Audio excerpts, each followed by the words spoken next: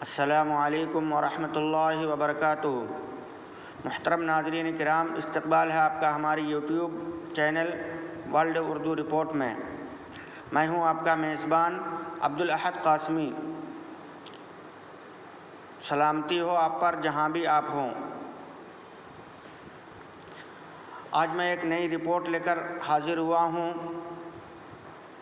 جس کا تعلق مولانا ارشد مدنی صاحب مدد اللہ العالی کے متعلق ہے، جس کا عنوان ہے مولانا ارشد مدنی تیری جرأت کو سلام۔ اس مرد مجاہد کی جرأت اور بے باکی کو سلام، جس نے باطل کے ایوانوں میں لرزہ طاری کر دیا اور جس نے اس وقت حق کی صدا بلند کی جب بہت سے لوگ مصلحتوں کی دبیس چادر اوڑھ کر خاموش بیٹھے ہیں۔ یہ وہی مولانا ارشد مدنی ہے جن کی رگوں میں مجاہد آزادی حضرت مولانا شیخ الاسلام حسین احمد مدنی کا خون دوڑتا ہے، جن کا گھرانہ اس سرزمین کی آزادی کے لیے جیلوں کی صعوبتیں جھیلتا رہا، جن کے بزرگوں نے انگریز سامراج کے مقابل سینہ سپر ہو کر تحریک آزادی کو نئی جلا بخشی۔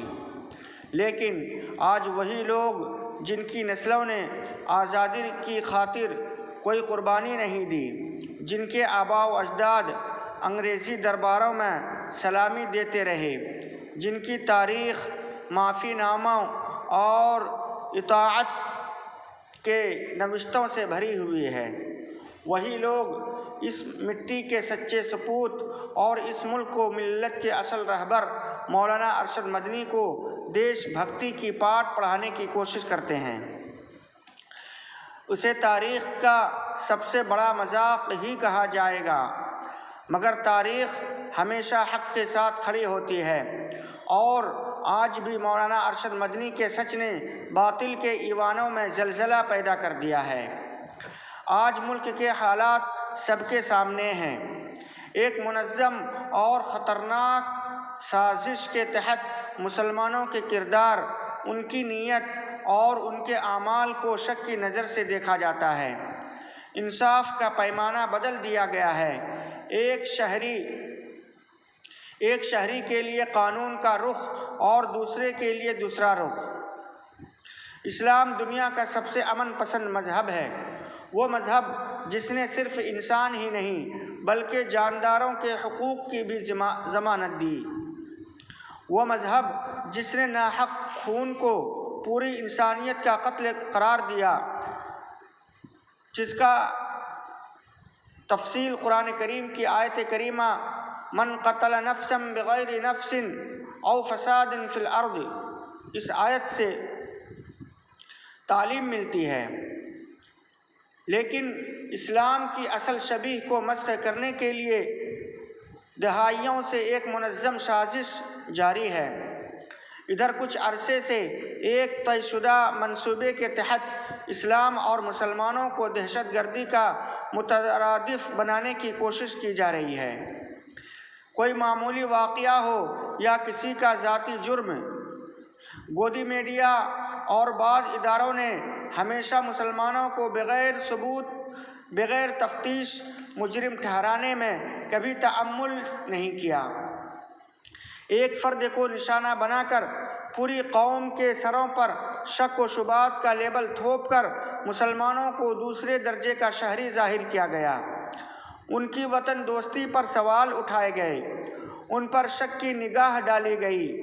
آج بھی جب کوئی واقعہ ہوتا ہے، ثبوت ہو یا نہ ہو، ٹرائل ہوا ہو یا نہ ہوا ہو، میڈیا اپنا فیصلہ سنا دیتا ہے۔ دہشت گرد قرار دیے گئے بے شمار نوجوانوں برسوں تک جیلوں میں سڑتے رہتے ہیں، ان کی جوانیاں ختم ہو جاتی ہیں،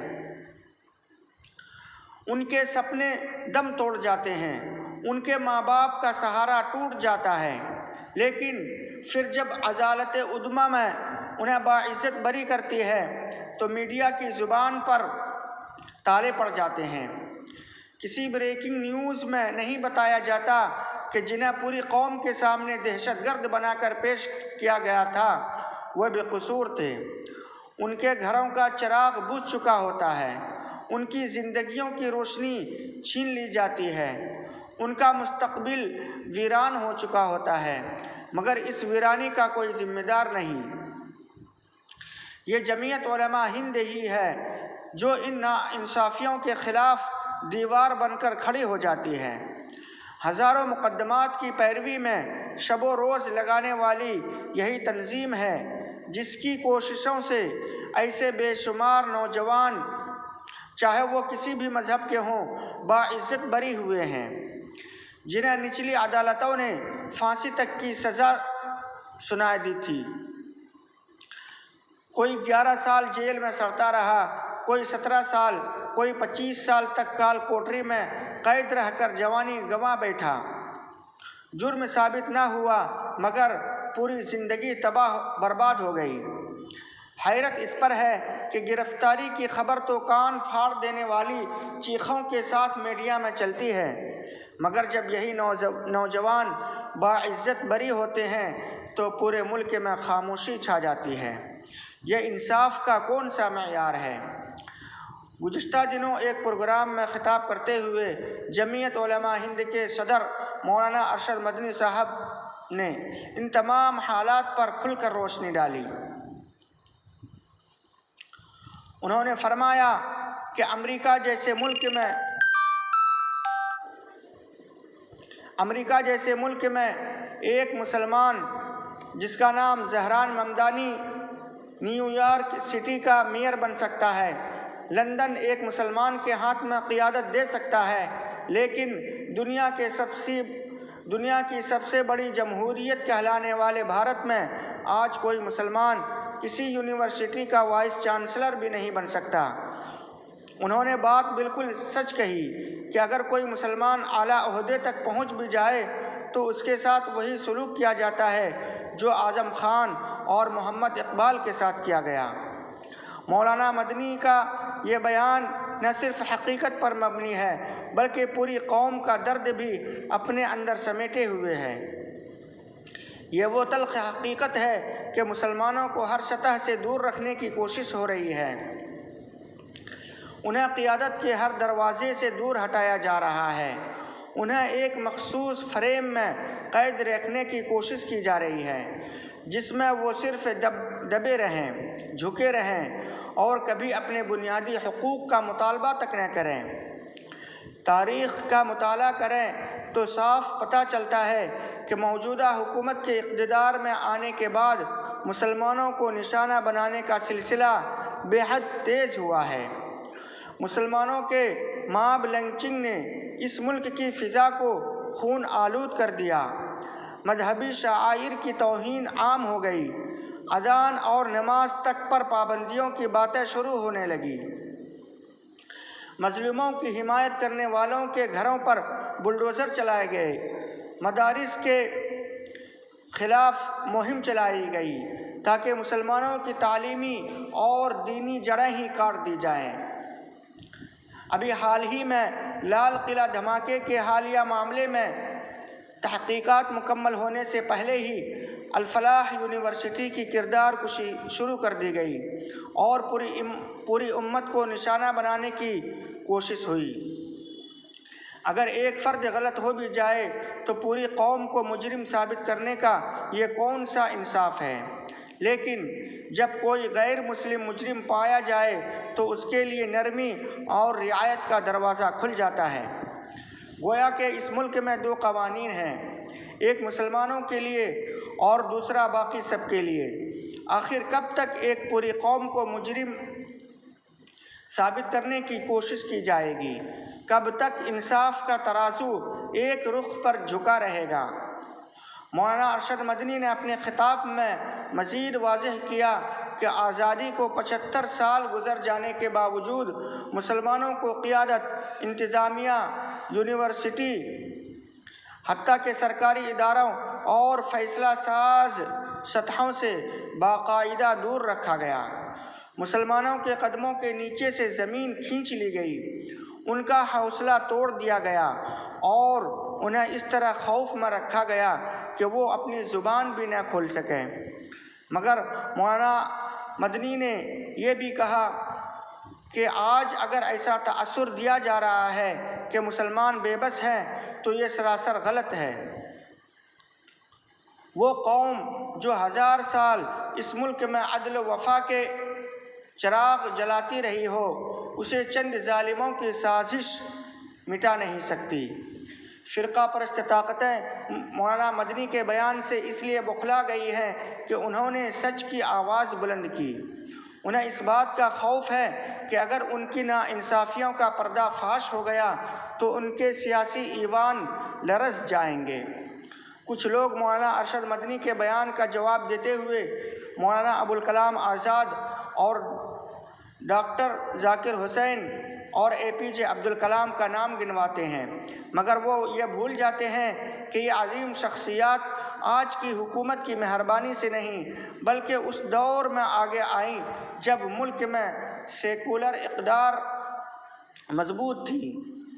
موجودہ حکومت تو جہاں جہاں مسلمان ہیں انہیں نکالنے، کمزور کرنے یا جھوٹے مقدمات میں پھنسانے پر تلی ہوئی ہے۔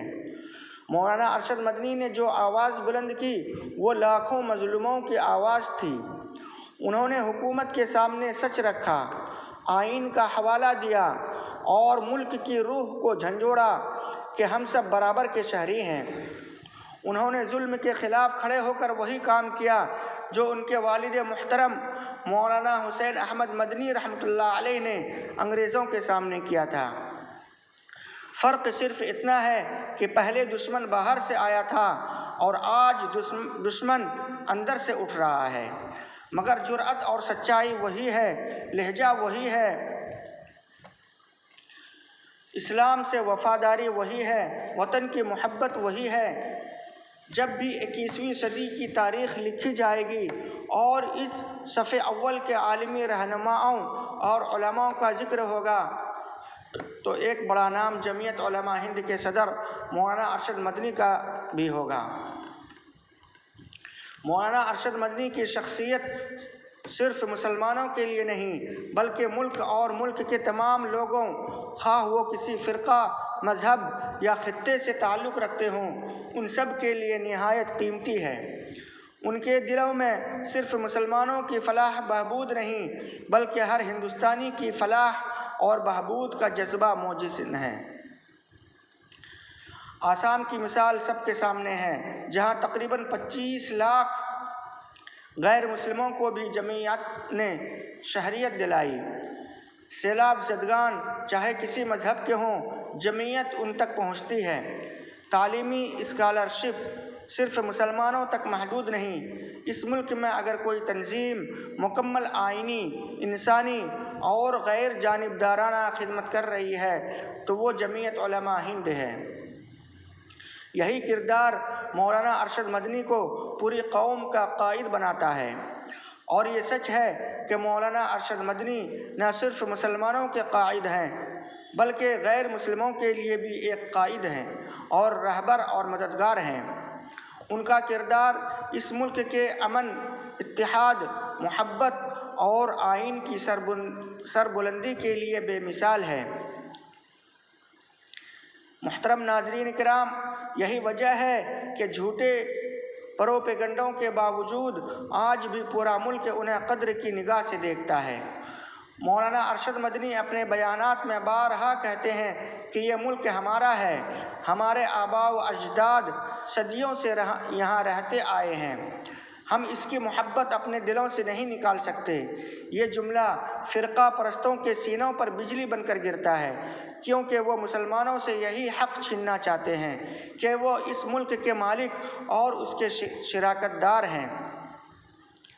مگر تاریخ گواہ ہے کہ اس ملک کی بنیاد میں مسلمانوں کا لہو شامل ہے، ان کی محنت شامل ہے، ان کی جد و جہد شامل ہے۔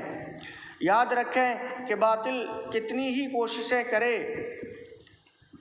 حق کی روشنی بجھ نہیں سکتی۔ ظلم جب اپنی انتہا پر پہنچ جاتا ہے تو زوال اس کا مقدر بن جاتا ہے اور انصاف کا سورج طلوع ہوتا ہے۔ آج فرقہ پرستی اپنی آخری حد تک پہنچ چکی ہے، اس لیے یقین رکھنا چاہیے کہ صبح روشن قریب ہے، اور مولانا ارشد مدنی جیسے سچے قائد اس روشنی کے چراغ ہیں۔ اس ملک میں آئین کی بالادستی قائم ہوگی، اقلیتوں کو ان کا حقوق ملے گا، نفرت کی سیاست ناکام ہوگی اور کثرت میں وحدت کا پرچم پھر بلند ہوگا۔ جمعیت علماء ہند اور اس کے قائد مولانا ارشد مدنی نے کبھی جبر کے سامنے سر نہیں جھکایا۔ اس ملک کا سیکولرزم اور جمہوریت اگر کہیں محفوظ ہے تو انہی جیسی تنظیموں اور قائدین کی بدولت ہے۔ ان کی زبان حق کی آواز ہے، ان کا دل ملت کا درد رکھتا ہے۔ مولانا ارشد مدنی کا درد رنگ لائے گا، حق غالب آئے گا، ظلم کا اندھیرا چھٹے گا، اور اس ملک میں امن، انصاف اور مساوات کا سورج ضرور طلوع ہوگا۔ اللہ تبارک و تعالی مولانا ارشد مدنی کی عمر دراز فرمائے، ان کا سایہ تا دیر قائم رکھے، ملک کے لیے اور قوم کے لیے اور ملت کے لیے۔